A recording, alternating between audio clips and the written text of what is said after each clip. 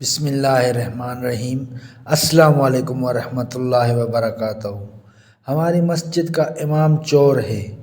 افریقہ کے ایک ملک میں ایک شخص حافظ قرآن و عالم شریعت کسی مسجد میں امام جماعت مقرر ہوا۔ لوگ اس عالم کا بہت احترام کرتے تھے اور ہر شخص چاہتا تھا کہ اس عالم کو اپنے گھر دعوت میں بلائیں، خصوصاً رمضان المبارک میں۔ اسی سبب ایک مقتدی نے رمضان المبارک میں ان کو افطار میں اپنے گھر بلایا۔ عالم جی نے دعوت قبول کی اور افطاری کے وقت اس مقتدی کے گھر پہنچے اور وہاں ان کا بہت شاندار استقبال ہوا۔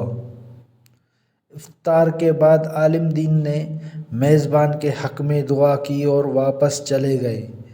مقتدی کی زوجہ نے عالم کے جانے کے بعد مہمان خانے کی صفائی ستھرائی کی تو اسے یاد آیا کہ اس نے کچھ رقم مہمان خانے میں رکھی تھی، لیکن بہت تلاش کے باوجود وہ رقم اس عورت کو نہیں ملی اور اس نے اپنے شوہر سے پوچھا کہ کیا تم نے وہ رقم لی ہے؟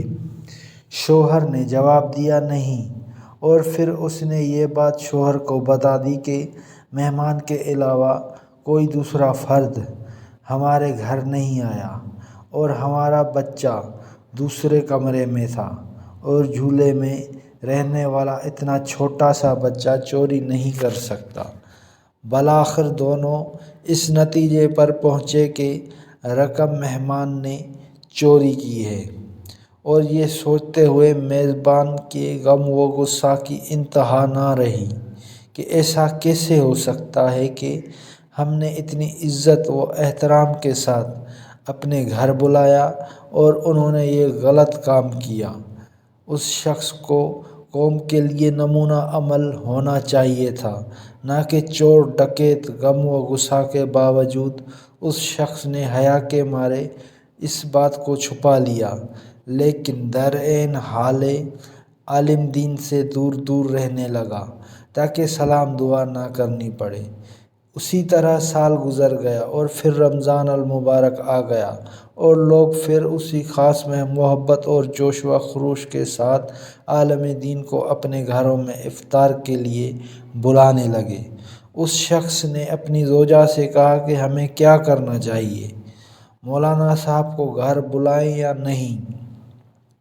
زوجہ نے کہا بلانا چاہیے، کیونکہ ممکن ہے مجبوری کے عالم میں انہوں نے وہ رقم اٹھائی ہو۔ ہم انہیں معاف کر دیتے ہیں تاکہ اللہ کریم بھی ہمارے گناہ معاف کر دے۔ اور پھر اس شخص نے مولانا صاحب کو عزت و احترام کے ساتھ اپنے گھر افطار پر بلایا، اور جب افطار وغیرہ سے فارغ ہو گئے تو میزبان نے مہمان سے کہا جناب آپ متوجہ ہوں گے کہ سال بھر سے آپ کے ساتھ میرا رویہ بدل گیا ہے۔ عالم نے جواب دیا ہاں، لیکن زیادہ مصروفیت کی وجہ سے میں تم سے اس کی وجہ معلوم نہ کر سکا۔ میزبان نے کہا قبلہ میرا ایک سوال ہے اور مجھے امید ہے آپ اس کا واضح جواب دیں گے۔ پچھلے سال رمضان المبارک میں میری زوجہ نے مہمان خانے میں کچھ رقم رکھی تھی اور پھر وہ رقم اٹھانا بھول گئی، اور آپ کے جانے کے بعد ڈھونڈنے کے باوجود وہ رقم ہمیں نہیں ملی۔ کیا رقم آپ نے لی تھی؟ عالم نے کہا ہاں میں نے لی تھی۔ میزبان حیران پریشان ہو گیا اور عالم جی نے اپنی بات جاری رکھتے ہوئے کہا جب میں مہمان خانے سے جانے لگا تو میں نے دیکھا کہ کاؤنٹر پر پیسے رکھے ہوئے ہیں، چنانچہ تیز ہوا چل رہی تھی اور نوٹ ہوا سے ادھر ادھر اڑ رہے تھے، لہذا میں نے وہ نوٹ جمع کیے اور میں وہ رقم فرش کے نیچے یا کہیں اور نہیں رکھ سکا کہ ایسا نہ ہو تم وہ رقم ڈھونڈ نہ سکو اور پریشان ہو جاؤ۔ اس کے بعد عالم نے زور سے اپنا سر ہلایا اور اونچی آواز میں رونا شروع کر دیا اور پھر میزبان کو مخاطب کر کے کہا، میں اس لیے نہیں رو رہا کہ تم نے مجھے پر چوری کا الزام لگایا، اگرچہ یہ بہت دردناک ہے، لیکن میں اس لیے گریہ کر رو رہا ہوں کہ 365 دن گزر گئے اور تم میں سے کسی نے قرآن کریم کا ایک صفحہ بھی نہیں پڑھا، اور اگر تم قرآن کو ایک بار کھول کر دیکھ لیتے تو تمہیں رقم قرآن میں رکھی مل جاتی۔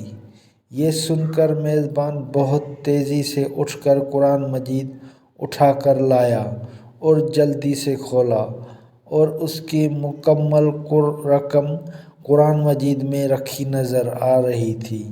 یہ حال ہے آج ہم مسلمانوں کا کہ سال بھر میں بھی قرآن نہیں کھولتے اور اپنے آپ کو سچا اور حقیقی مسلمان سمجھتے ہیں۔ تو دوستو، کیسی لگی آج آپ کو میری یہ اسلامک ویڈیو؟ امید کرتا ہوں آپ کو بہت پسند آئی ہوگی۔ ملتے ہیں نیکسٹ ویڈیو میں۔